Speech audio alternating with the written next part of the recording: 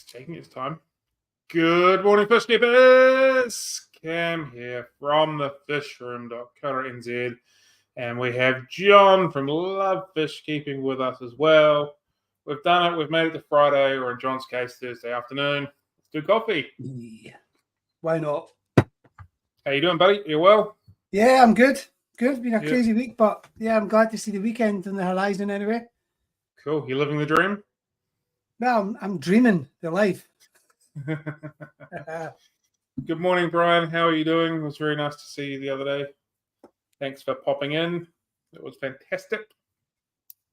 So I've got very, very little on my list of things to talk about today. Like, when I say very little, 3 items on my list, because I'm about 20 hours behind in this week's work and I haven't had a chance to sit down and write a list down. So this might be either really short, or we might be able to pull something out of our hat and it might be okay. So we'll see how we go, eh? Yeah, the swordtails were absolutely enjoying their caviar. So, yeah, good for them. While you're here, Rochelle, I'm going to talk about this thing first, because you're the one that's driving this. So I'm going to talk about this. There's been an update on the clown loach tank. I can get what I need. John, hold the line for 33 seconds. Yeah, no problem. This will be quite interesting to find out what it is. So, for ages now, I've been like, what are we going to do? How am I going to get this overflow box working? Couldn't find anything that was going to work in New Zealand, or to get it in New Zealand. Had to go overseas. It's going to cost $500, $600, $700, something stupid like that. So that's been bugging me for some time. And then the other day, I realized that I had this tank here that's already got a couple of holes in it that I wasn't going to do anything with anyway.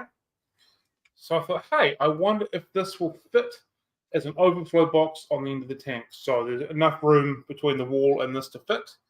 And there's enough space at the bottom for 3 pipes, I believe, and enough space here for 2 pipes. So I can now make this into my overflow box. So I ticked something off. Just don't want to drop it. So I ticked something off from that, and I was like, great. Now I need to work out if I can find all the pipe work and all the other stuff. Bulkheads are never going to be the issue to find. They're always available. What I was struggling to find is some sort of a strainer, so fish wouldn't go from the main tank into the overflow box. Mm-hmm. I've been to several plumbing supply shop and nothing would really work. Nothing would work. And then I was in one yesterday, still looking. And the guy I was speaking to, who coincidentally I went to school with and played a lot of cricket with, but that's beside the point, to go check out a place called All Flow, which deal with pumps and irrigation and stuff like that. I walked in the door, and directly in front of the door there was a shelf of these little strainer things. So like instantly I'm like, yes, I found what I wanted. So now I've just got to make sure I get all the flow calculations right, and then make sure we get everything we need. So we're well on the way of that progressing. As soon as I get the flow calculations correct, I'll work out what obviously holes I need for everything, start drilling some holes, and we'll be moving and shaking on that again as well. So that's been quite a big step towards progress of getting the clown loach tank completed. So I'm pretty happy with that. So yeah. Welcome progress. Yeah. And on the other positives of it is, in the shop tanks, we've got little strainers that go from the tanks that go into the sump. Mm-hmm. And they're made of stainless steel metal, but they're all rusting. These aren't going to rust. So this one is slightly too big to what I actually need, so I'm going to have to downsize it. But these won't rust, so I can change these all over, and hopefully that little grate there is small enough that little fish don't go in it, and away we go. So I'm going to get a smaller one and put it on a tank that's got the smallest fish that we possibly have in there. If small fish get sucked into it and go down the drain, it's not going to work. If they don't get sucked into it and don't go down the drain, we can swap all them over as well. So a little bit of progress has happened, which I'm quite happy about. So yeah. Definitely. Yeah. So I'm not a huge fan of those. The metal strainers, 1, they don't really look that flash. 2, they're rusting, and 3, I think they look way nicer black on black as opposed to black on silver and white. So hopefully that works. We can swap all that over. So I'm pretty happy with that. So there is some movement on the clown loach tank, and once I get the flow rate calculations correct, fingers crossed I can do that right, we'll have a bit more progress and we'll start drilling some holes and sticking some glass together. I don't think I could even start to work out how to get the flow right for an overflow box. I've never used one, so I mean, how do you work that out? Well, first of all, I need to work out how many litres an hour pump I'm going to put through it. And then there is online calculators to work out what sort of size you need to head heights and flow rates and all that sort of stuff as well. So Right, I'm thinking about getting a variable DC pump so I can adjust the flow on it as well, which I think will be quite helpful in the long run. Also, they're a lot quieter than the standard AC pumps as well. So I'm going to go down that route, most likely get the DC pump, an adjustable one, and then go from there. Okay, yeah. Cool. So I'm thinking it's probably going to need to be 40 mil plumbing. Just my guess off the top of my head. 40 mil drains, 40 mil downpipes, and all that kind of stuff. And then, but I'll make sure I work all that out correctly and find the right calculators to make the magic happen. So, yeah. I suppose anything less than 40 mil, I'll probably reduce the flow speed as well because it'll constrict it too much. Yeah. So there's all that to take into account. So, in my mind, 40 is going to be the right size for the amount of water, to the amount of litres we're going through. And then I also need to think of, do I want really high flow running through the aquarium, or do I want low flow for more contact time with the filter media? What do the clown loaches want? They want what I give them. That's not true. So depends on which article you read. Like, I've read some articles that say they're in like a lower flow type situation, and I've read other articles that they are in a higher flowing riverway. So it might be a seasonal thing, and that could be where the DC pump can potentially come in as well. Low flow to one point to high to another. So the tank I've got at home at the moment, it's got an Eheim professional filter on it. And for some reason, I just can't get that thing to flow. Like, it just will not move water at a high rate whatsoever. So there's always lots of debris on the substrate, which frustrates the heck out of me, but it's not doing its job properly. The flip side of that is that the water parameters are always incredibly perfect because the contact with the filter media is so long that it allows the bacteria to build up on it so well. So it's a double-edged sword when it comes to high flow, low flow. Also, it's running a UV light on it as well. So the slower the flow through the UV, the better as well. So it's winning on so many points, but the mechanical side of it for me. So that's something for me to take into account as well. So we'll see how that works. But yeah, it'll be a fun time.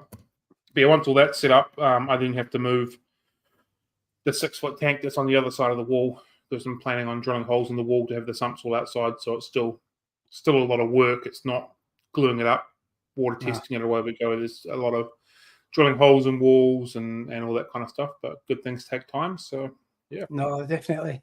I think if you take your time and do it right the first time round, it'll be a forever tank. You'll not have to go back and fix parts, and you'll not have to change. And so yeah, it's worth taking your time and understanding exactly what it is you're trying to achieve and getting it right, with the right materials as well. Yeah, that's what I'm hoping. And I'm not sure if I put my money on it being finished by Christmas or New Year. As much as I want it to be a massive priority, it's, as far as running the business goes, it's right at the bottom of that. It's time that I have, like I said, I'm already about 20 hours behind in my work for this week, so it's time that I don't have a lot of to spend. And it's just a extra funding thing that needs to be slowly but surely funded. I'd, for the best part, rather put another $500 into more aquariums for spawning and more stock and all that kind of stuff. So it's kind of just a real slow burn now, as much as I would love to have been done by now, but it just is what it is. So yeah. Maybe Christmas next year. Yeah. Hopefully it's done way before then. It'd be nice if it was done before winter, because if I'm using this area to record, then in the winter time it'll be nice and warm and I won't need to have the heater on. Fair enough, because it's going to be a huge heat source. Yeah. It's quite incredible if you've got aquariums in your house in the wintertime, how much longer it takes you to turn heaters and fires and stuff like that on. because like the tank you can't see that's right behind me is about 800 litres. I had that in my lounge for several years. 800 litres of water sitting at 26 degrees warms up a room pretty well. So Yeah. This is a pretty small room, and if there's going to be a couple of bigger tanks in here running some big numbers, it will it won't take long to warm this room up. Yeah, you'll be sitting there with your glasses steaming up. And there's that, you've got to worry about condensation and mold and all that kind of stuff. So we'll see how we go. But yeah, that's the Clown Lodge tank update. Definitely for you, Rochelle, because I know you've asked me several times what's going on. So thank you for keeping on my case and continuously nagging me about it. People don't ask and hold me to account, and it'll just slowly but surely not get done. So yeah, we'll get there. I'll get there in time. Like I said, the biggest part of it has been, or the roadblock for recent times has now been solved and stopped. So I'm pretty happy with that. What do we got here? Got some female guppies, ended up getting some tippet endler females, and I was disappointed at how plain they are. So can I be certain with fancy? I don't think you can be certain. It's a big things with genetics, and what one of the genetics is going to be the recessive one and the stronger one, and all that sort of stuff. So you can only hope that the bigger, stronger, fancier males colorations will come through stuff, but it's a genetic thing. So you might end up with some plain Jane ones. You might end up with some absolutely stunning ones. That's the thing about guppies. Unless you're line breeding, then like you're kind of selective breeding as well, you never know what you're going to get in a mixed tank. Definitely. All mine seem to be coming out yellow, all different morphs of yellow. The yellow tigers, yellow spotty ones, yellow fantails. Weird. Yeah. I think we've got, it must be close to 10 different lines of guppies hanging around out the back now. Yeah. I've become rather fond of guppies. I never really used to like them, but I've become really fond of them in the last probably 18 months or so. Mm-hmm. So there's quite a few of them hanging around, which is quite neat. Yeah, I mean, they're often overlooked, but when you watch them, and if you've got them in your tank and you spend any time kind of observing, they're like miniature betta fish.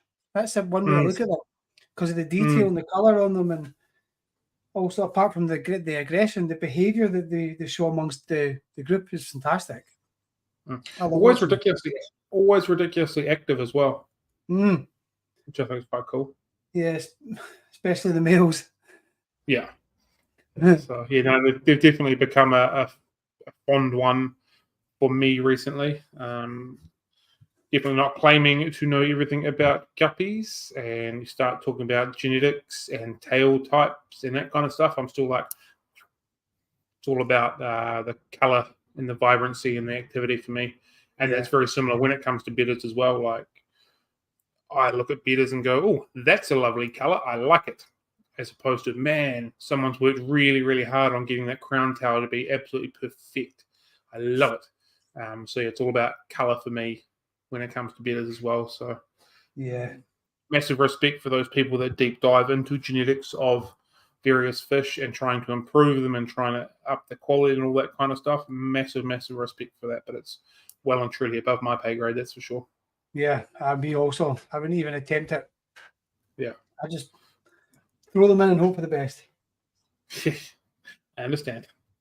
This week, or probably even right now, if you jump onto the Aquarium Frenzy Spotify page, you'll see that we have released our podcast with Remy from Aqua House down in Christchurch. That was a great coffee date. I really enjoyed that one. Lots of incredible information that he shared with us, and the process of aquascaping and aquascaping just in general, tools, plants, supplies, all that kind of stuff. It was really good, really good conversation. So if you're that way inclined and want to listen to some awesome fish chat, jump onto the Aquarium Frenzy podcast on Spotify and you'll enjoy it. While we're talking about that, John and I were having a discussion yesterday regarding slightly changing the way that we schedule some of our stuff. So as of next year, we're going to adjust the times when we release the podcasts. I'm sorry for clicking my pen. Can you hear the click coming through? Slightly, yeah. Yeah, it's there. I got to remember to leave the pen alone. So as of early next year, over the Christmas New Year break, where we close down for 5 days or something like that, I'm going to release all of the previous Fanatic coffee dates that we've had with guests. So we'll release them available onto Spotify, so they're ready to go, and then we're going to release the podcast as they come out. So, if we finish a coffee date at 11 o'clock on the Friday, we'll try and get them released and ready to go, by early that afternoon. So, no point of having people waiting for them. Might as well just get them. Put my pen down. Might as well get them up and running straight away. So that's the plan.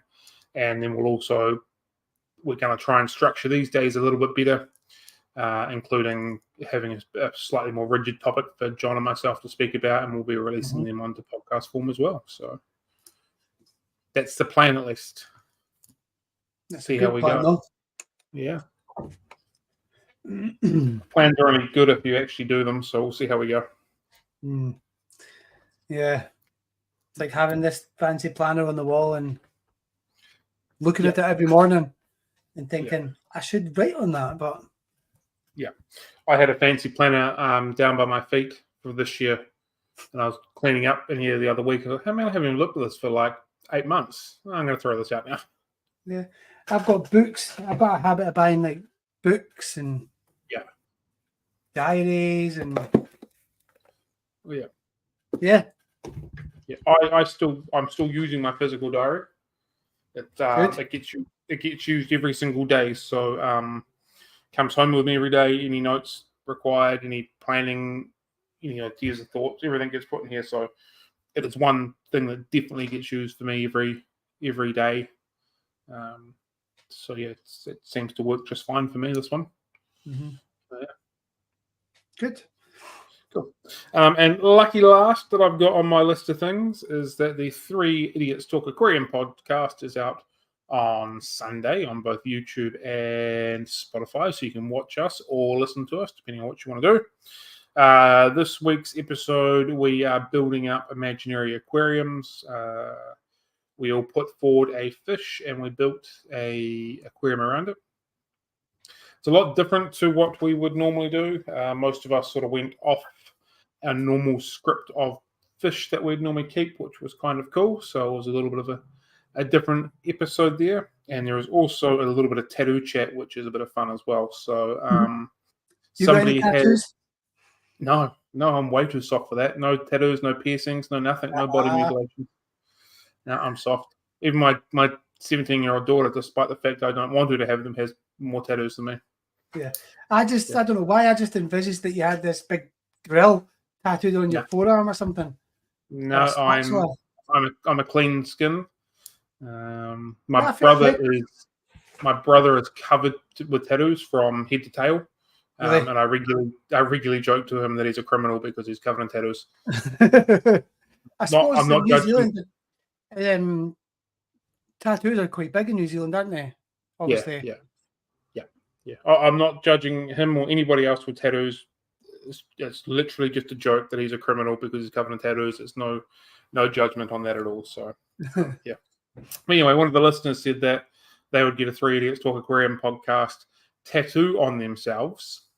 Nice. For a lifetime 10% discount with both me and Cameron from the Aquarium Project. So, that's cool. I think we're swaying towards why not? But we'll see how we go. Yeah, I like that. That's something that's really quite cool. Could be a thing. Yeah. All right. So Rochelle has brought some stuff to the party. We can talk about Oscars, bronze cores, and Congo tetras. We can do that. I do like Congo tetras. Yeah, they are pretty cool. They are pretty cool fish. But yeah. Yeah, we can talk about Congos if we want. I've had them before. The males are spectacular, nice and colourful. I like them in blackwater, slow-moving blackwater aquarium type setups. I think that's where they thrive the absolute most. So that's my preference for them. Yeah. Yeah. What kind of cat have you had them with? Any catfish before? I had them upside downs. Yeah, Worked pretty well, and absolutely. and painted on butterflies as well. So it Mhm. seemed quite harmless. I was a little worried the Congos might get a little bit nippy on the upside downs, but they are on the painted ons, but they seem to be okay. Yeah, they're too busy keeping each other in check, aren't they? Yeah, everything was okay with that, so it worked quite well. Yeah. I wasn't until I kept them for the first time that I realised that you could get different kinds of Congo tetras. I know there's yellow Congos and normal Congos. Yeah, and there's red ones as well, which are quite Oh, rare really? apparently. But I've never seen them in the shops anywhere. But yeah, they're slightly smaller, I think. Yeah. But, yeah. So I don't think I've seen red Congos. I'm going to have a read at that. Red Congos. Cool. Give me 2 minutes. Be back with you in a second. Okay. Yeah, I just had to Google that there because I was maybe, when you say something and you think, am I imagining that? But no, yeah, red Congo tetras. Just a slight different hue towards the colour that goes along the top. But yeah, pretty much the same. Have you kept them yourself, Rochelle?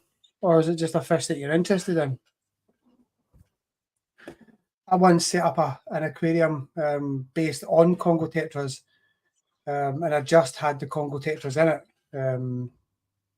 Anubias plants and tried to create like a river, but it was one of my first attempts at like a loose biotope type West African setup.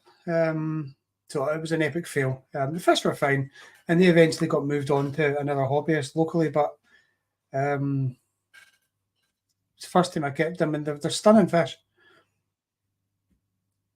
Yeah, they can be quite aggressive, but if you keep them in good numbers, they're okay. Much like tiger barbs, they get a bad name for fin nipping, but I think if you keep them in a group of 7 or 8 upwards, they're all kind of keeping each other in check, and there's a dominant male, just like all other kinds of fish, and that sorts it out. Hopefully, anyway. And obviously having a large enough aquarium so that they've got enough space to do what they need to do. Certainly, if you're looking for a new fish to try out, and you've got a big enough aquarium, I think 190 litres upwards, I would say is probably a good size for a group of 6 or 7. Tiger barb tank is the most peaceful tank, Dan. I could believe that. But do you keep them in with anything else, or is it just tiger barbs? Yeah, definitely a bigger tank, the better.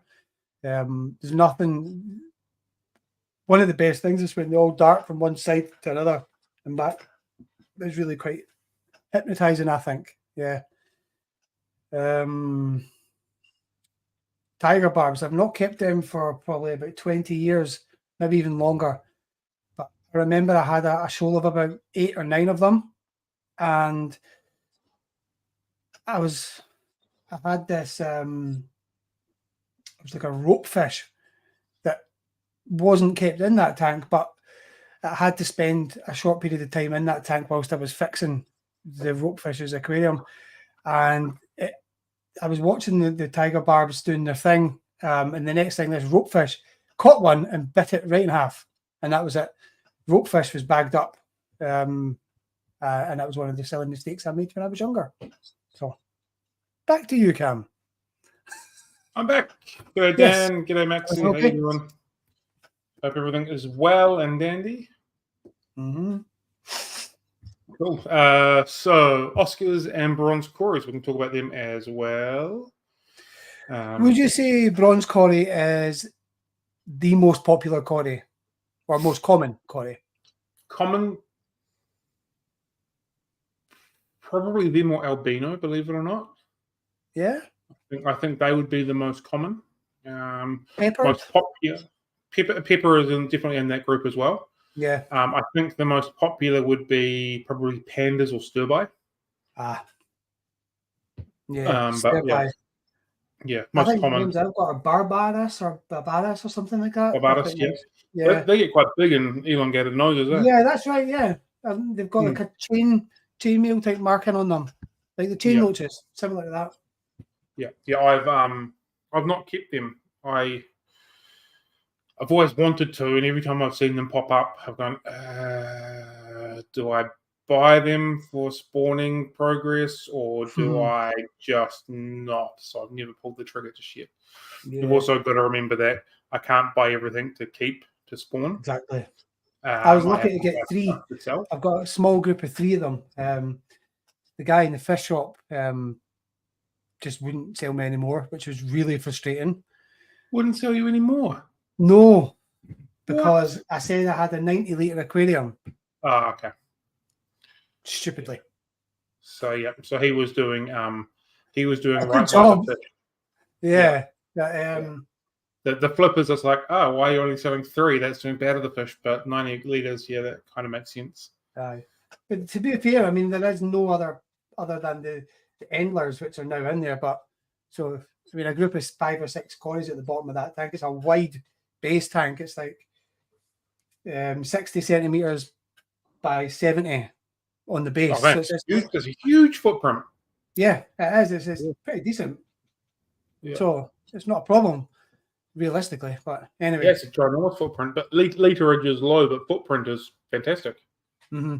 Yeah, I don't know if you can see it. That's a 2x2. That's a decent footprint. I'm going to pull all the cables out, but it's the tank that just sits at the side there. Yeah. Thank you for reminding me, Maxie. It is a long weekend, which means the shop is closed on Monday. So, Maxie's just mentioned that in the comments. There we go there. Long weekend means I get fish room stuff done and yard work. Yep. That is a good time. But, yeah, just thanks for reminding me that we're closed on Monday, which means things like plant orders and all that kind of stuff, everything's going to be delayed today because couriers are closed, soul sales are closed, all that kind of stuff. So, yeah. Thank you for reminding me, and I'll put a post up on Facebook. I'll write that down or I'll forget. Much appreciated. Thank you. With Oscars, how many different colors are there? Red, tiger, albino, tiger, lemon. I think there's another one as well. They're the main core ones. Yeah. I think 6 of the main core ones that we get here. There's some tigers that come in really, really black with no tiger markings, but there's still a tiger. There's a little few spots here and there. I think that is it. My personal preference is I like tiger Oscars. I don't like red Oscars that much. I don't think they're all that flash. It's not for me. I really like the tigers. If it's an albino one, it has to have absolutely no black on it. Otherwise, it just looks dirty to me, and I don't like it. So pure proper white with tiger markings, or the lemons, which I think are fantastic. And then there's the long, thin variants, which I think are absolutely hideous. And I don't they're rank. I do not think they should be out. Yep. And there's the new one that I don't, the Mikolji, which I would suspect will never be imported here if it's newly discovered. So, that's the ones that he's wrote about in his articles. He visits them. He had been visiting them for several years and discovered that they're actually a new species. So, yes, I think there's only five or six different color variants in New Zealand. I might be wrong, but I believe that's where we're at. There was some that came through a few months back that I can't remember what they were, but they were totally different to what they're normally to the different ones. So maybe 6 or 7, but not too many. Cloud loaches migrate depending on sizes for breeding, larger ones in larger bodies of water, and faster flow rapids breeding, and small loaches in swamps and lower flows. Yeah, so that's kind of where I'm ignoring how do I balance any sort of flow through them, because they do migrate and they do change a little bit in here and there. So we'll see how we go with that. Yes, I think they are very awesome, and I also agree Sam Scales did a fabulous job painting one. So incredibly talented, it's not funny. So, yeah. I'm thinking I might try and make more of a point in sharing our former guests' stuff, like that artwork that Sam did is absolutely phenomenal. And a lot of our guests that we've had on have done some incredible stuff over the last year that I think more people need to be seeing. So I'm going to hopefully share some more stuff for the audience that we have, and yeah, for people to enjoy that. So might just be another thing that I don't write down and never do, but we'll see how we go. So yeah, that is all I've got. That's not true. We put some fish down to spawn about 10 minutes before this live stream started. Cherry barbs were in the mix. So this is attempt number 2 for the cherry barbs. Attempt number 2, attempt number 3. This is attempt number 2 in small tanks. So last time round, I got nothing. I tried using coconut husk. I didn't get any spawn, let alone eggs, so there was nothing in that one. When they were sitting in the in-house quarantine first time round, I put some spawning mops in there and they spawned on that, but I didn't get anything hatch. So this time round, I've prepped the girls for a decent week, and I put some spawning mops in there. So yeah, fingers crossed. Tomorrow there might be a bit of action going on with the cherry barbs.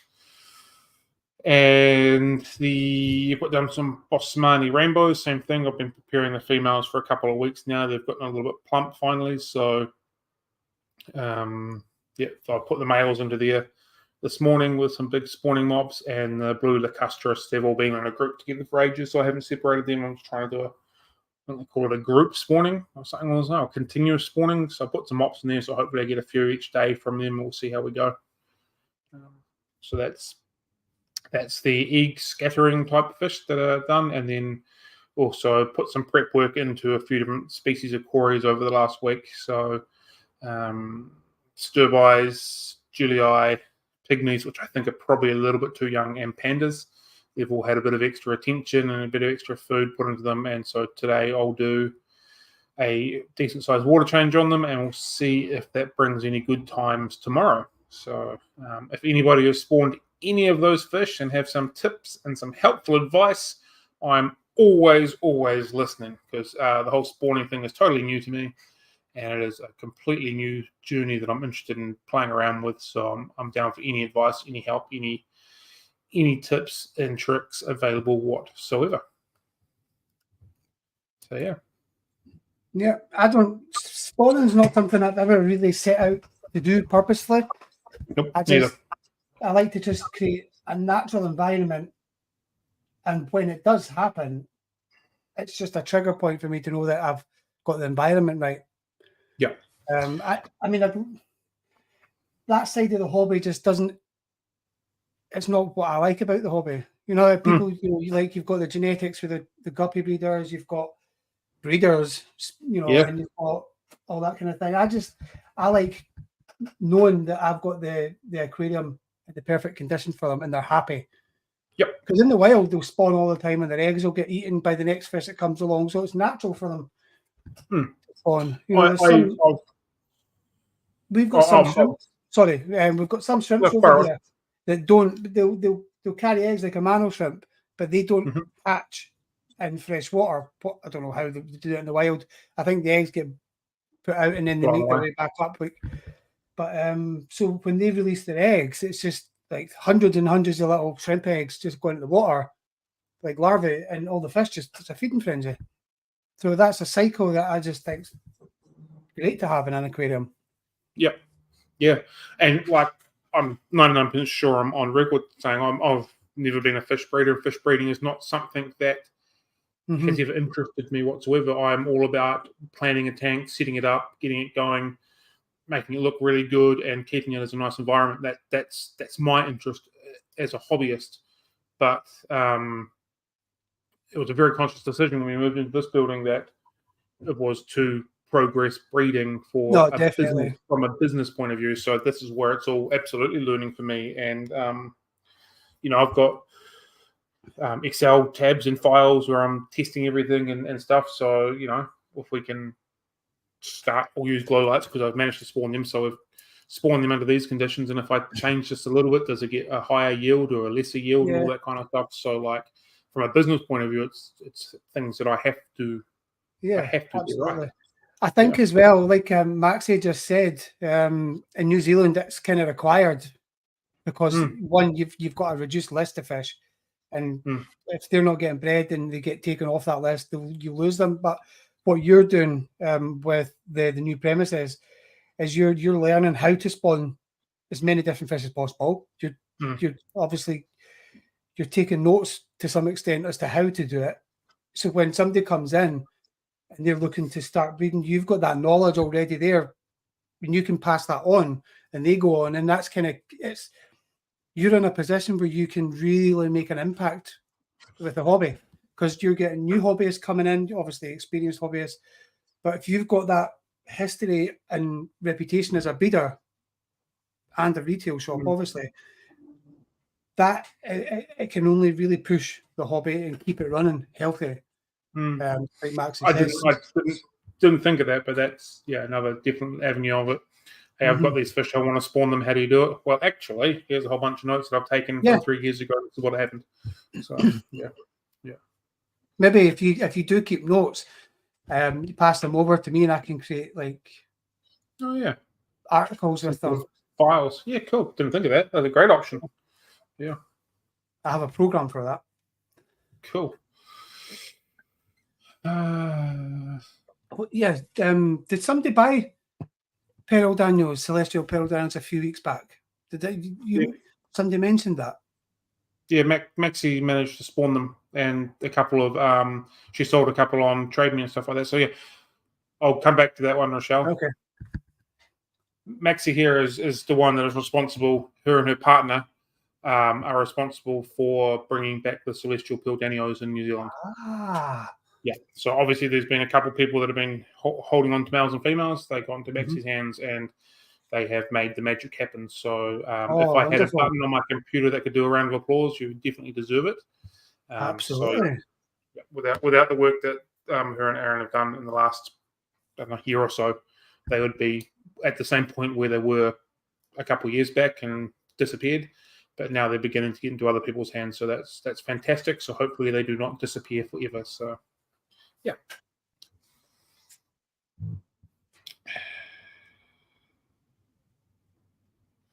I didn't realize it was one of our viewers that was part of that process. That's fantastic. Diamonds are definitely easy. Have babies in the tank. I remove them from the babies that show up in a new tank, although I don't fancy the chances of baby feast. Yeah, I've heard diamonds are fairly easy as well. I think they're very, very pretty fish. They are not so much on my radar to play around with at this point. There's a couple others that I want to tick off, like black neons and green fires, before I, go on to another, and Prestellas, before I go into another list of things to try. But they will definitely be there eventually. I think diamonds are incredibly underrated fish. They are what you lose from color, you get from just everything else. They are phenomenally cool fish. So, yeah, definitely on the list at some point. Maybe they should be like every other fish that come into the facility. Hey, maybe I'll keep these back at some point. So we've got some in stock. Yeah, we've got some in stock. So maybe they'll be taken out of stock if we keep this conversation going. I spawned them in my last office. Nice. Yeah, I got them when I was. I'd been chatting to the Koji. He was talking about how they're going extinct in the wild. And we kind of thought it'd be cool if I could get some and spawn them and obviously do something with that. So I managed to spawn them, and I managed to keep 5 or 6 of them when I moved back home. I moved my office. How old were they when they spawned? I have no idea. I bought them from a shop. So I bought them. I would say they were quite young because they hadn't developed their fins properly yet. So they were probably just out of adolescence when I got them. And I kept them for maybe 6 months.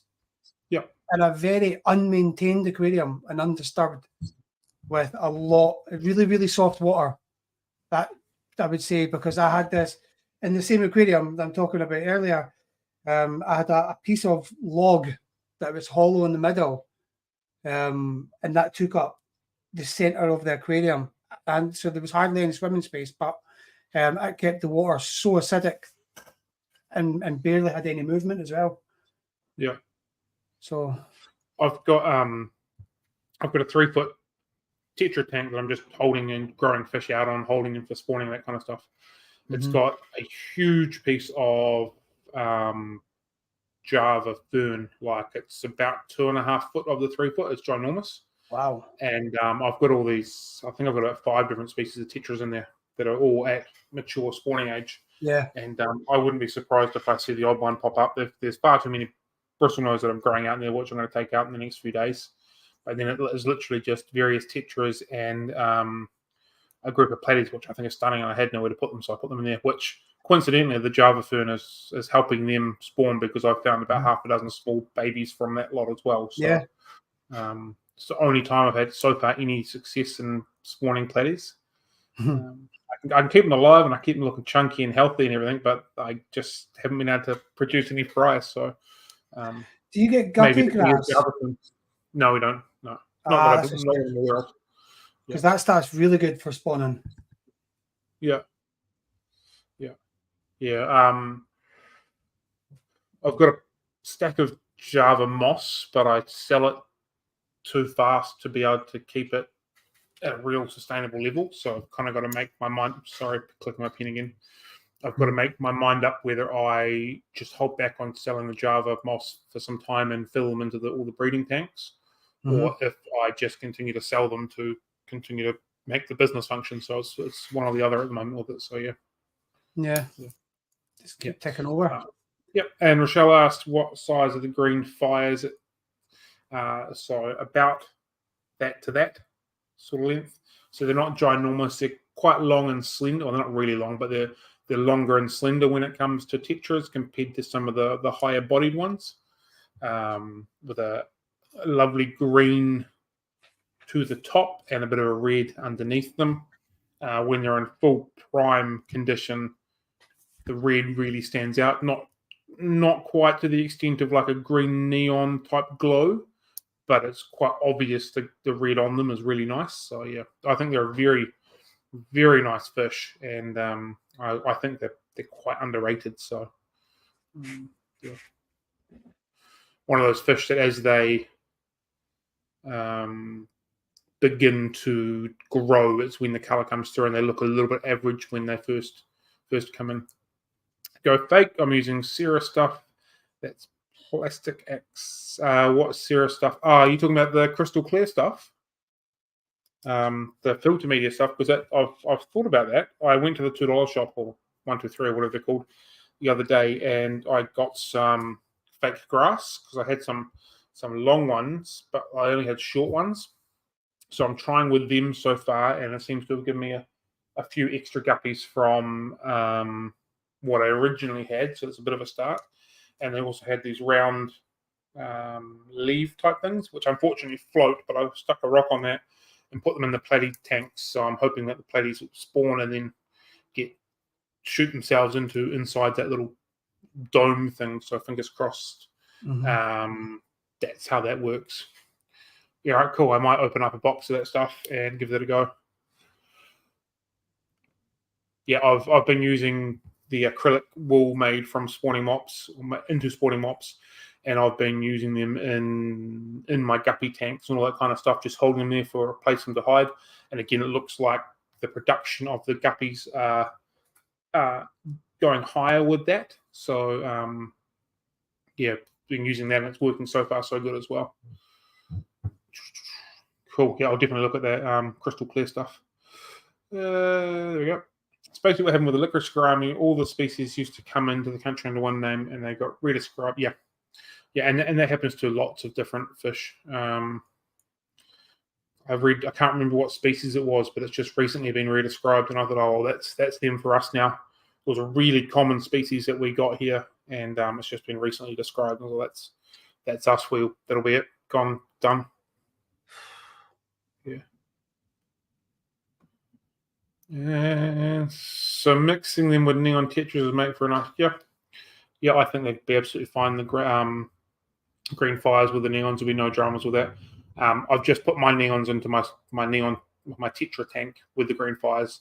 I only did it yesterday, but I don't envision there was going to be any issues with them, so I can't see why there'd be any issues with them either.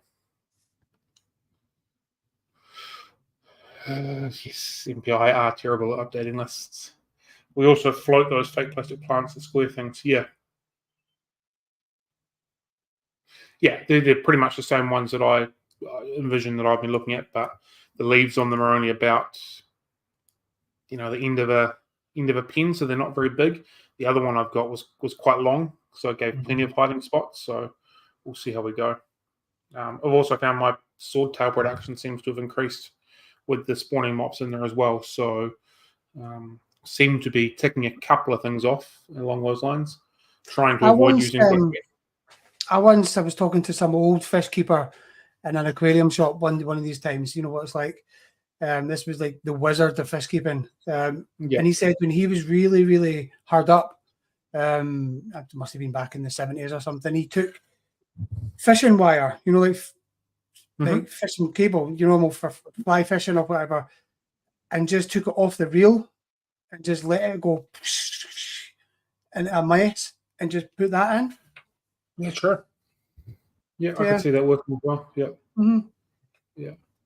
I don't know how desperate you need to be breeding fish, but that's what he did, and he says it yielded quite well. So, ideally, I'd have floating Indian fern doing the hard hitting for me, because obviously, like guppies, they go up and the roots are right towards the top. Because any tanks that I've got duckweed in with guppies produces really well because the fry go up there, but I don't want the duckweed because it's strangling out all the plants. But if I can get Indian fern, because you can remove the Indian fern really well, and then work it that way, so that would be ideal. But I haven't been able to. Do you get red root floaters, or the equivalent like dwarf water lettuce? That's illegal as well. Yeah. Azolla we have. Azolla, duckweed, and Indian fern are the main floating plants that we have here. Like, I really, really like Indian fern. I think it's a phenomenal floating plant. It just doesn't seem to want to really go crazy for me in recent times. So, yeah. And was I able to talk to MPI? If I said that I was going to, I totally forgot about it, but I've written it back down. So see how we go. Yeah, hydrocotyl. Yeah, that'll work as well. So, I can see them working in as wall spawn mops are used for killies. Yeah, so all of these things are just trial and errors and practices and that kind of stuff for me as well. So I also question how much of this is just waiting for fish to grow of age to be able to do it as well. So you got to deal with your kids? No, it's fine. Cool. All good. Yeah. Maxie hates floating plants. Yeah, I absolutely love Indian fern is a phenomenal. Yeah, and I agree. From a little bit of time that I've spent with it, very high fry survival rate with it. And I equally agree with Maxie. I also hate floating plants, but I'm going to cross the words floating plants out, and we're going to call it duckweed, because duckweed is what I truly hate. It works so well, and it looks great in some conditions, and it does its job. But if you've got it, you've got it, and it's so hard to just. Sorry, it's so easy to transfer one to another. Oh no! See that this guppy grass. I know you don't get it. But we're really lucky. I've got it, and it just grows like wildfire in any aquarium I've got. But I know the pond, which is like maybe 100 yards from here, has got a wild version of it as well, which is quite handy. So you just grab a bit of it and put it in if you've got a room temperature tank. Now you're saying guppy grass. I'll show you some. I'll pull some out and show you, because you might have. Guppy grass probably isn't the right name. I've got a feeling we do have guppy grass. Yeah. I'm sure we do. Yeah, I've got a feeling it is here. Now that we're talking about it a bit more. It's phenomenal stuff. Yeah. That whole there's another one. There's another one that grows incredibly fast, like that. If it's not guppy grass, it's something similar. I'm sure it's here. Yeah, I'll find the name for guppy grass, because I know it's probably not called that, officially. Had a couple of comments mentioning how duckweed is aquarium herpes. Yep, once you've got it, it's the gift that keeps on giving, and you can't get rid of it. It's on my task for myself and my staff to do every week, pretty much every day, is to remove as much duckweed as we can from the tanks, and it's a never-ending battle. We just cannot. It just doesn't matter. There's some tanks that I wanted in, but there's other tanks I just want it gone from. Yeah. Well, the real name for guppy grass is Nias guadalupensis. Yeah. Yeah, I'll copy that into the chat so you can see it. Maxie's just done that. Oh, has he? I'm not looking at it just now. Yeah. Oh, sorry. She beat me to it. Yeah. If Cam or Ryan were here, they would both say, if you want something to eat duckweed, get yourself some Mbuna. I don't know if that's a good option, but they would claim that's a great option. Mm-hmm.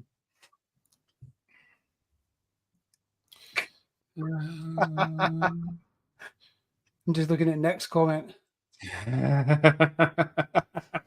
I understand. Yep. Ridiculously high flow will help get rid of it if your fish will handle a ridiculously high flow. Mm-hmm. If not, yeah. The thing that I find the most ironic about duckweed is it's the second biggest or the third biggest plant that we sell. Like, it's insane how much duckweed that we sell. I can't keep up with the amount of duckweed that we sell from the containers and stuff that we're growing it in. So about once a month, I end up having to buy more of it in. So I can't produce enough. It's just insane. I can never work out why people want it. I think there is people that are feeding it for their goldfish and for chickens and all that kind of stuff. So I kind of understand there's a little bit there. But why you'd want it in your aquariums as a whole, I don't know. And turtle people, I think, buy it as well. But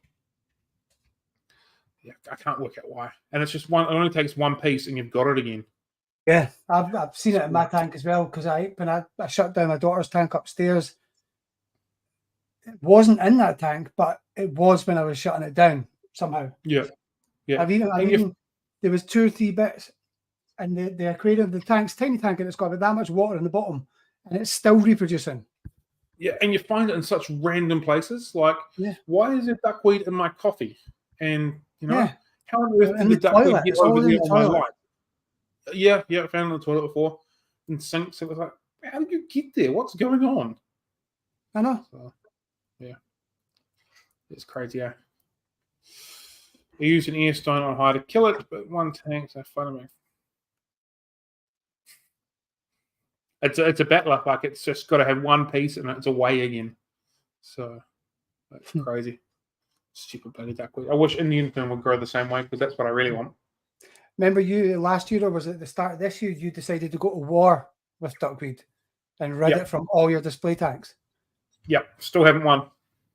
Max is saying she's vaped it. I tell you, see, Gary, actually people could smoke it. That's one way you could sell double. Guaranteed. Yeah. It is meant to be incredibly nutritious. Yeah, like, it's got a lot of really, really good stuff to it. Yeah. Maybe that's something you can do, Cam.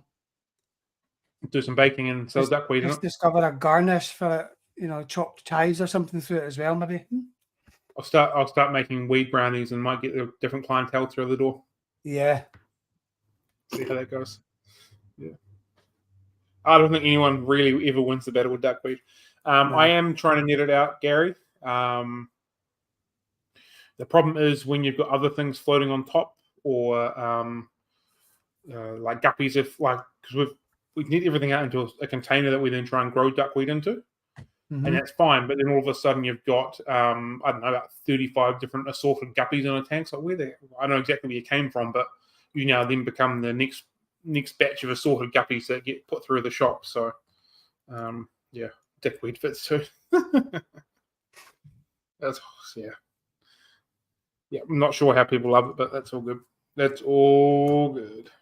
That's a different conversation altogether. Yeah.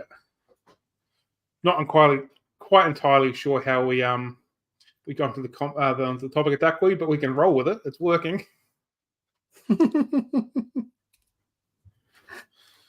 But yeah. So who's got plans? Oh, nearly knocked my thing off the table. who's got plans for the long weekend when it comes to the aquariums? Maxie said she was going to put some time into her fish room. Is anyone else putting some extra time into it? I have to clean out that terrarium and get it ready for setting up a crested gecko or a leopard gecko setup. Cool. Our youngest daughter's getting one for our birthday next month, so I need to start preparing for that and learn all about it. So that's what I'm going to be doing this weekend. Nice one. Mm-hmm. Yeah, I'll be in early tomorrow morning to hopefully catch some spawnings and then just come into my normal check everything on Sunday. But I think I'm not sure if my wife's working on Monday night. If she's working, then I will be not able to be down here. If she's not working, I'll be able to carve some time out and I'll do some normal water changes and see if I can connect a few more aquariums and plan the next spawning stuff. Mm-hmm. My son's birthday tomorrow. Happy birthday, 6. Nice. Hello. Nice. Oh, to be 6 again. Yeah. My young fella is 6 in exactly 2 months from now. So, yeah. So I understand. Yeah, he's at school. Yeah. I understand the stage that you're going through. It's a good time. It is a good time. Yeah. Our granddaughter's 2 in February, and we just found out we're having, well, not us, but our daughter's having a second child. So we're going to have 2 grandkids by June next year. Nice. Congratulations, Granddad. Yeah. Make me feel old. I'm somewhat looking forward to that stage. My children are still too young for that to be a possibility, preferably. Yeah. But I am looking forward to that part of life. It's awesome. Yeah. My oldest daughter's only 17, so we've still got some time to wait, preferably. That's what I thought. Oh. Yeah. Oh. One of those ones. It happens. It does happen. It is what it is. So. Yeah. It's all good though. So yeah, being a granddad's pretty cool. Yeah. I call her my little fish. Is it cool because you can just give them back? That's the coolest part. But you get all the cuddles, all the cool stuff. You can just feed them whatever you want, do nothing with them, or do anything you want, drag them, do anything, and then hand them back when they get crazy. Yeah. I was at my mum's house for my brother's birthday last week. And I'm not entirely sure how it happened, but just before we left, my mum gave my boy a whole bunch of, might have been chocolate or something like that, and I just watched him go from he was just calm and relaxed to just jumping in, and she's like, "Okay, bye, have a good night." I'm like, "You're joking me? You've just given me this little torture monkey." Oh yeah. So yeah. I'm sure she enjoyed it, but it wasn't that much fun. You get to be all the cool stuff, like the hero, and then you go, there you go, bye. Yeah. I love it. I'm looking forward to it at some point, but hopefully not for a few more years would be my preference. So he's still young enough to have the energy, because believe me, if your son's 6, that means that's 5 years since you had a baby around. Because when it comes to babysitting, you've got that baby again, and it's full on. Yeah, it's exhausting. I think part of it for me of wanting to do a little bit longer is, and also my boy gets a little bit older at the same time, so everything kind of just rolls at a natural point. Yeah. Well, our youngest daughter is only 8. She's 9. So we've got a 1-year-old granddaughter and our daughter, so they're kind of almost like siblings. They're that close in age. They're really age-wise. Yeah. Cool. That's enough child talk. Yeah, I know. How'd that happen? Look at us go. He meant to be talking about fish and duckweed, and we're talking about children, eh? Yeah. It happens when you become a parent. It does. Yeah. Cool. So I've closed my diary now. So we're on free-for-all mode and see what happens from here. Sorry, what was that? I said we're on free-for-all now. Yeah. Talk fish, not kids. Yeah. Yeah, it happens sometimes. I try and avoid conversations of the human side. You know, Mhm. children, politics, music, sport, all that kind of stuff. Every now and then they just kind of creep on and try and Yeah. stick to fish as much as possible. Yeah, just keep the news out of it anyway. That's the main thing. And we just keep I don't focusing I on the don't wa- fish. I don't watch the news, so I wouldn't even know what's going on in the world. Good. I stopped Anyway, watching the news and reading the news about 15 or 20 odd years ago, my late teens. yeah, Just yeah, wise. yeah, yeah. It's Um, too much negativity for my liking. I prefer to look at the positives in life, and yeah, news is just all negative junk to make us scared. yeah. So that's There's why it Todd. goes. Todd joined us not long ago, and he's asking how the cline loaches are coming along. We did talk Yep. about it at the start, but you want to fill him in? Yeah, cool. So we've had a bit of progress. What had been holding us recently is trying to work out. How to work out how to get the sump connected properly. I was looking at an overflow box as opposed to drilling holes and using a weir because I didn't want to do that method. So I was struggling along with an overflow option. The ones that I'd seen were $500, $600, $700 or so dollars from overseas. There's nothing available in New Zealand to the specification that I wanted. And then it dawned on me the other morning that I had an empty small aquarium that would work just fine for an overflow box. And so then yesterday I went to a couple of plumbing supply shops, got pushed around a few places, and then found a place that has the bulkheads, which are available everywhere, but they also had some screens as a smaller one, some screens to go over the bulkheads to stop the fish getting into the overflow. So I've ticked off two very major components of the build. Next thing I need to do is just work out flow rates to hole sizes and pipe sizes and all that sort of stuff. So that's on my list to do in the next few days, and then we can begin drilling some holes, gluing some things together, and moving some tanks around to get it going. So we've hit a decent, we've knocked down a decent barrier in the last little while. So yeah, it's a good time. Good. Thanks, Maxie. Enjoy your job. Have fun. Going to work. Well, to be fair, I'm Yeah. also at work. So am I, really, technically. Yeah, work. Good times. Yeah. So yeah, that's where we're going with the clown launches. So at the moment they're just in a 5 or a 6 foot tank at the moment, just by themselves with a very large Baisha, which I saw a clown launch hanging out of its mouth yesterday. So I need to progress on that far faster than I want. I've got 2 birches, however you want to pronounce it. Yep, that are beginning to be a pain. One is now beginning to eat my clown loaches, and the other one is eating a chocolate talking catfish. Oh, expensive So trade. I would like them gone. I think they're very cool fish, and I like them, but they're not suitable for the fish that I have with them at the moment, and I have no other places for them. So if anybody is in the market for a couple of really big baishes, whatever you want to call them, please let me know. And they could be yours because they are just beginning to hinder my progress of what I need to get done. So, yeah. Your shop's not open over the weekend, is it? Saturday it's open, yeah. Oh, right, okay. Yeah. 11 till 3 on, no, 10 till 3. 10 till 3? I don't even know. I don't work on Saturdays, so I don't remember the time. Pretty sure we're open 10 till 3 on Saturdays, so yeah. Yeah. Is he asking what kind of bashers they are? Ornate. Does that sound right? Yeah. I think. Let's have a quick That's a Google. type thing. Pretty sure they are. The look of my Google history, I suspect, yeah, ornates. Mm-hmm. So they're both quite large.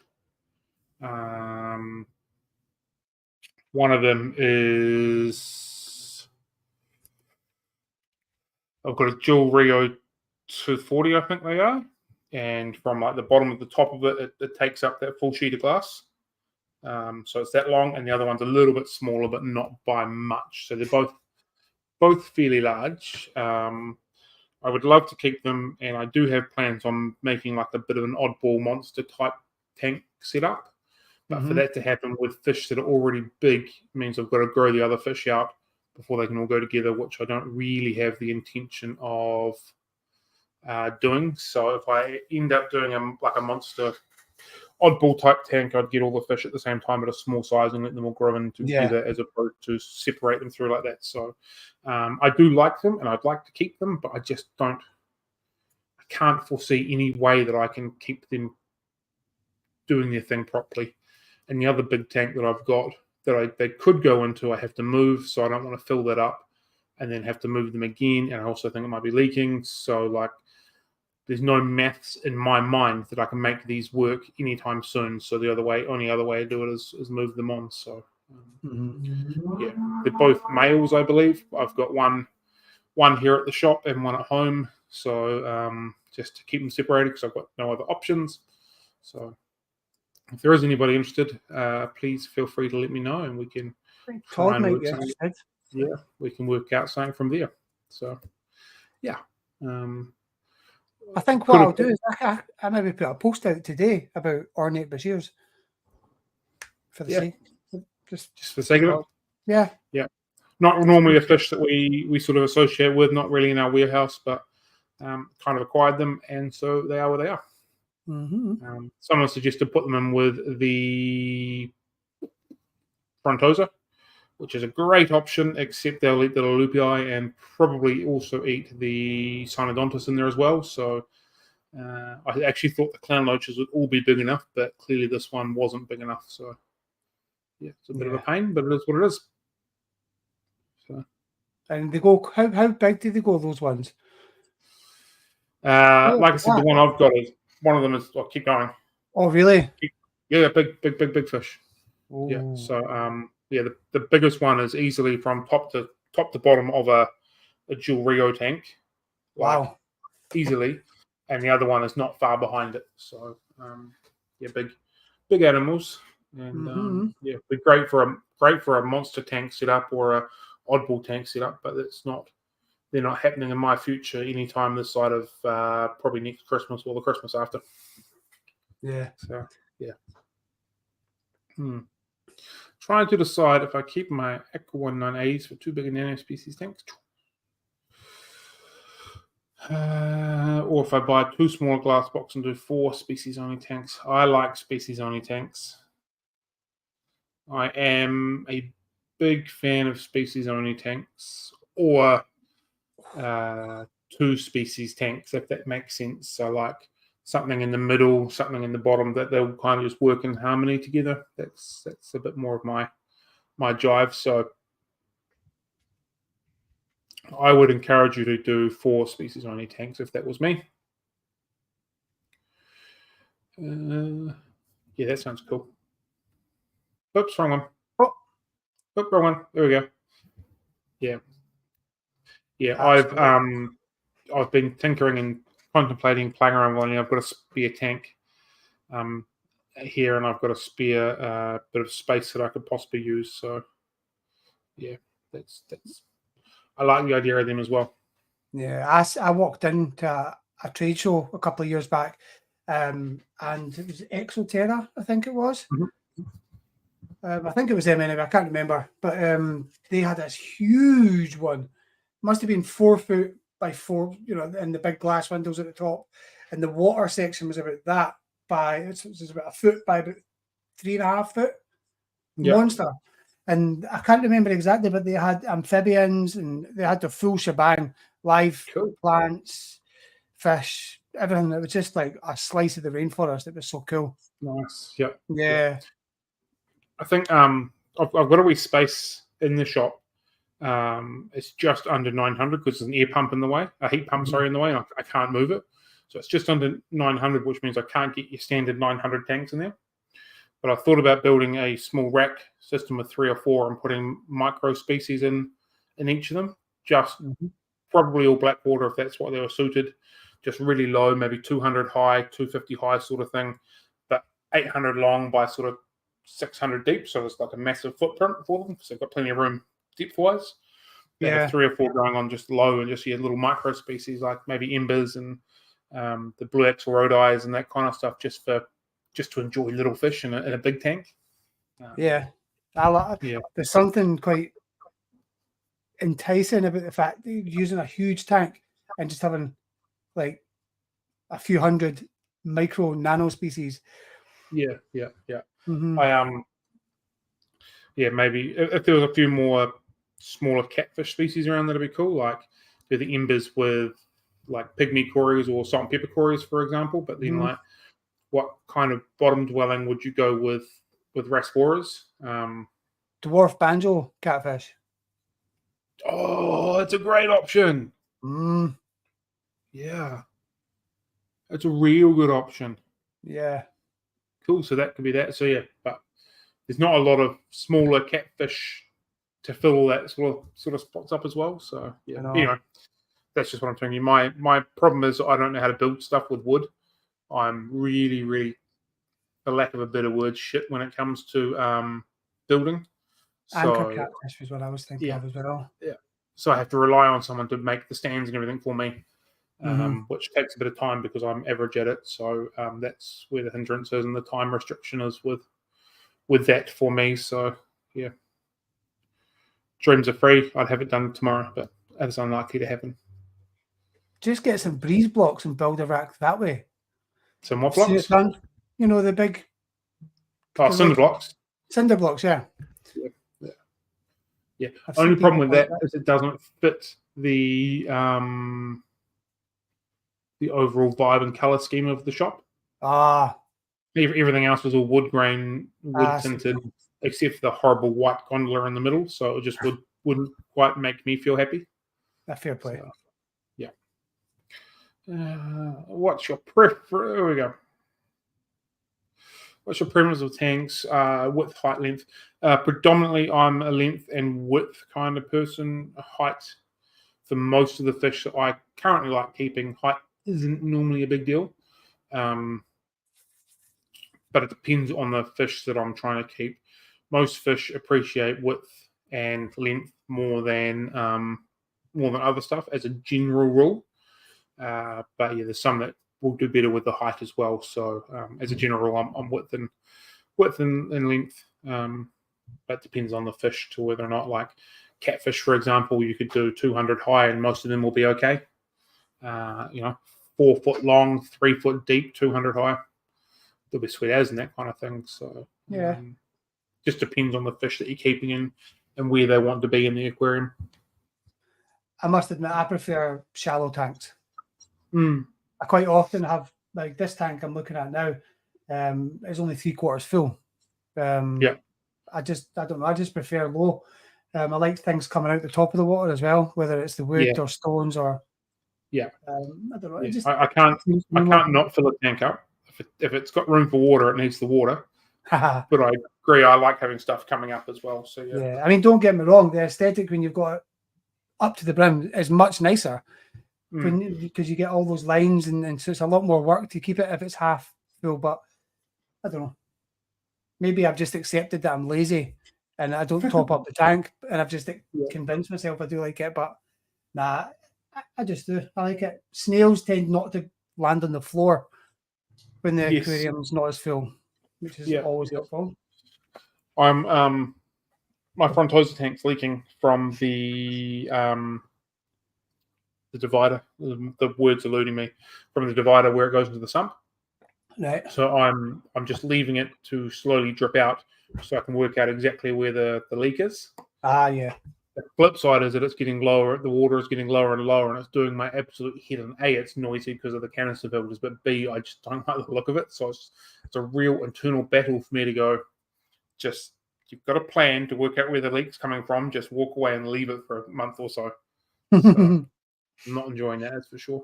Is that the bit that you repaired? Yeah, the little bit that I put silicone onto. Yeah. Yeah, but clearly what's going on? Where's all the reflections coming from? It's a UFO. Okay. That's weird. It was a bit that I put the silicone on, but clearly it didn't work very well, so I thought I'll just leave it and see where that level stops. So, yeah. I've also considered the cinder block method out the back just to move things along a little bit faster, but I haven't gone again with it. Yeah. It's I love the look of the in and out feng shui of stuff going into the aquarium, out of the aquarium. I think it's a brilliant look. It's great. I think it sort of finishes off the look of the tank, if that makes sense. Yeah. When I think first as got into well- the hobby, far away. I think when you've got a surface and plants and things are coming out there, it just creates more activity. I find Yes. the fish are more active at the surface when there's other things coming out as well. Yeah, it's more natural. Yeah. When I first got into the hobby, I was all about having hoods on my tanks, so, whether it be like purchased hoods or built hoods or whatever. But Mhm. I thought it just kind of closed everything in and made everything look really good. But subsequently, it's take hoods off and have things coming out. It has that same sort of effect, but it's not the same, if that makes sense. Yeah. Yeah. It's funny how trends change things. I've not had a hood on my main tanks for quite a while now. Yeah. Sometimes I miss a hood because there's fish I want to keep that I can't because I've got an open top aquarium. Interestingly enough, I've had 1, 2, 3, 4 fish jump out of tanks in the last very short period of time that have all had lids on them. So you obviously won't have them, but the Blue Planet aquariums, the lids go flat and there's a little corner that's been cut out so you can put your pipes and all that kind of stuff. So there's pipes in there, but the fish have managed to jump out of those gaps. So I've had a very large clown loach get out. I've got no idea how they got out of that gap, but I had a very large clown loach get out, which is now not quite right in the head. Had a neon dwarf rainbow fish that died, a blue lacustris from yesterday, which died, and a smaller clown loach, which got out. I don't know how they're getting out of that gap, but they are. So it's crazy. They just see it and they go for it. Somehow. must do. Yeah. Oh, and also recently had a gold head Autolampricus get out. My female, which was gutted. I'd kept the pair for a very long time, and with a pair of Bracciati, and I finally managed to separate them, put the Bracciati in their own tank, put them in their own tank. Get some action going on, and then like that next day, it was dead on the ground. So I could not believe it. That's a I was stunner. gutted. So Yeah. So my question for that, Helen, is your tank is 65 deep. Do you think if your tank hypothetically was a meter deep, if they would do the same thing? And also hypothetically, if the tank was, say, 30 high or deep, would they do the same thing? Few things to think about. Couple of questions. Corridoras going up to the surface is a behavioural trait, even in the wild. So I would imagine no matter how high up. Did I say quarries? I mean clown loaches.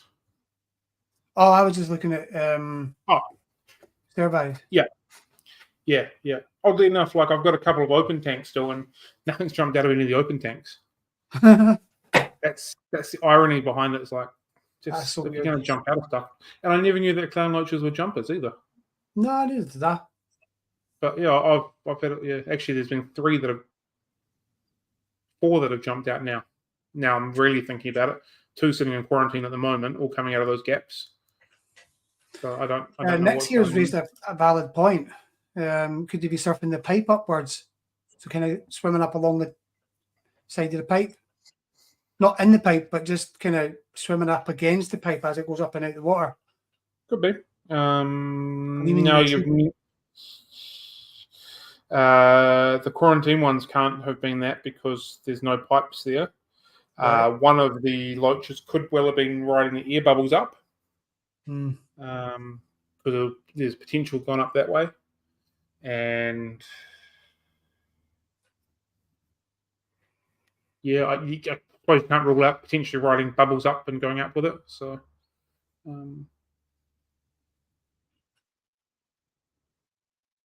the blue lacustris could have, but yeah, the gap they're getting out is just blowing my mind. So yeah, it's very possible that they're riding up bubbles and riding up pipes and sort of going with it and jumping for sure.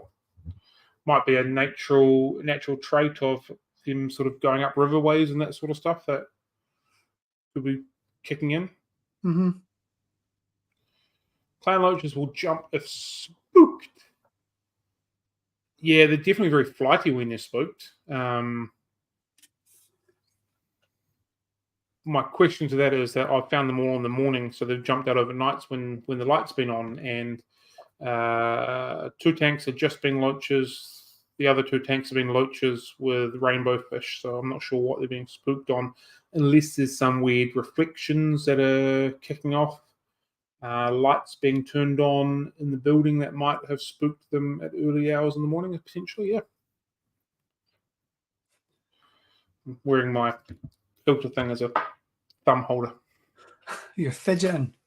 Yeah, I am. I've had them in 30 high and used to do the same. 1 meter's a bit deep for me, but that wouldn't surprise me. Air conditioned tanks, yeah. Oh, we definitely are conditioned to the sort of size tanks that we've got. And totally agree that there's a lot of riverways where fish come from are ginormous and small, that kind of stuff, and we are conditioned to that sort of size. What I find quite interesting is we'll use 60 centimeters as an example. We've got a 2-foot high tank, and like a hatchet fish always swim at the top. We use green fires always in the middle, and our corridors or plecos always at the bottom. And if we extend that height, that doesn't change. And if we lower that height, that doesn't change. So they are very much conditioned to be, this is the area of the tank that I swim in, area of the water that I swim in, regardless of how much water they have to play with. Yeah. Which is interesting. Yeah. I've never kept glass bud fins. I've seen them, but I've never kept them myself. Yeah. Yeah, that's the thing I don't like with aquascaping tanks. They're all rimless and lidless, and how you're not worried about fish jumping out, or is it just not a consideration? It's the fish species that they pick. They're generally species that don't jump as much. More placid, yeah. Yeah. Yeah. Cool. Okay. Everyone's still happy, chugging along? Should we go for another 5 minutes or so until 10:30, or are we all fish talked out now? As you said, I'm getting a little bit fidgety for some reason. You're running out of coffee? I'm out of coffee for sure. I did make a wee note on my own self the other day. Unfortunately, I've started drinking at least sugar-free energy drinks again. And I've noticed after I had one, about 3 or 4 hours later, I'm really low and really average. Crash. So I stopped drinking. I didn't have any for about 4 days this week, 3 days this week, and I felt great come the afternoon. I had one yesterday, and come early afternoon, I felt terrible again. So I don't think it's the caffeine via the coffee. I think it's all the other junk that comes in energy drinks that are making me feel a bit weird in the afternoon. So yeah, it's the yet again trying to battle my demons with energy drinks. So I'm gonna try hard to get off them as well. Yeah, just stay away from sugar-free drinks anyway, because what they put in to combat the no sugar is worse. Yeah, I'm pretty sure my diabetes is differently. Yeah. Oh, but I suppose, yeah. Yeah. I forget about that. Yeah, I don't, unfortunately. Yeah. What have we got here? If I rocket on my 450 and have a big, chunky, mature Siamese alligator. Yeah. It's very possible that's what they were doing, just playing around on the pipework and just weren't kind of realizing what they were doing. End of the day, we know they're in an aquarium and I don't think they do. So, yeah.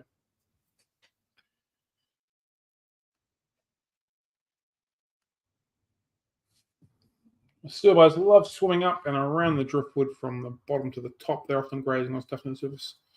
Yeah. I think in the right setup, if collies are comfortable and there's not fish that kind of stress them out, they will graze up and all over the tank. Mm. They're very cool fish, very cool species of fish. Yeah.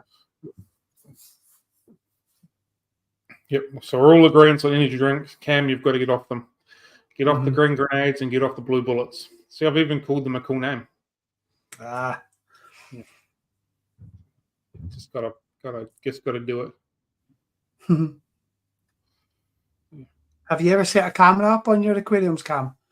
No, I have not. I've thought about it, but I'm not technically inclined well enough to do that. So yeah, to be fair, it's quite amazing. I managed to hook up a digital camera and a microphone to do live streams, let alone anything else that's technically inclined. So yeah, Yeah. yeah. There is actually stuff out there specifically for aquariums now. There's a few hobbyists that kind of came together. Oliver Knott invested in it. George Farmer was part of it. There's a few other guys. I can't remember what it's called. Somebody maybe in the chat will remember, but it's like something that sits underneath and it monitors the aquarium, and it's got a camera inside it, and it's just like a brain for your aquarium. Yeah. I know. I believe Joule have an in aquarium camera that they've released earlier this year, at least released in New Zealand, which are kind of cool. So thought about getting one of them and setting it up, but I clearly haven't. So yeah. Aquarium cameras do get some cool footage. So contemplated it, but I haven't got that far yet. Again, it's probably way out of my technical abilities. It might be as simple as just adding an app, but that's pushing me sometimes. So yeah. I was actually I had an old phone which was waterproof, submersible, and I had my phone on a selfie stick, and I had that under the water, and I was getting some quite cool images doing that. Yes, yeah. Yeah, something a bit different going underwater. It's just a bit cooler. Yeah. Yeah. There's no glare. And it's a different vibe. Yeah. Before I forget, if you're on TikTok, don't forget to follow us on TikTok just for fun. And if you haven't subscribed and all that fancy junky stuff, subscribe to us on YouTube and blah blah blah, and Instagram and etc. and Spotify. Look how enthusiastic I am about promotion and stuff like that. So yeah. To be fair, I'm having a lot of fun doing TikTok videos, so that's okay. Yeah. Yeah, cool. I think we might leave it there. It's getting close to 10:30, so we've done pretty well considering I only had 3 things written down on my notebook. I know. So, thank you for everybody who has joined us, and thank you for everybody that continued the conversation. We went from duckweed to fish jumping out and a few other things in between. Touched base on the clown loach tank a couple of times, which was cool. So thank you everybody that has joined us. Next week we are scheduled to have a guest, but we're still a little bit up in the air on that. We are working very hard to get somebody in for next week. At this point we are still blank, so it might just be John and myself. We'll see how we go. No, I think we'll be sorted. Yeah, cool. Yeah, I think we will. Cool. I just need 24 hours, and I think we'll be all over that. Cool. John is working his magic, so we're going to have a mystery guest. So that'll be a fun time. Don't forget, our podcast comes out with Remy today, and the 3 Idiots podcast comes out on Sunday. So I hope you all enjoy that as well. Are you planning to do a Christmas special? Funny you say that. We were talking about that yesterday. So maybe we'll see how we go. We'll definitely see how we go on that one. Yeah. Last year was fun. Yeah, it was. All right, everybody. I hope you have a great long weekend. Have a good one, team. Have a good one, guys.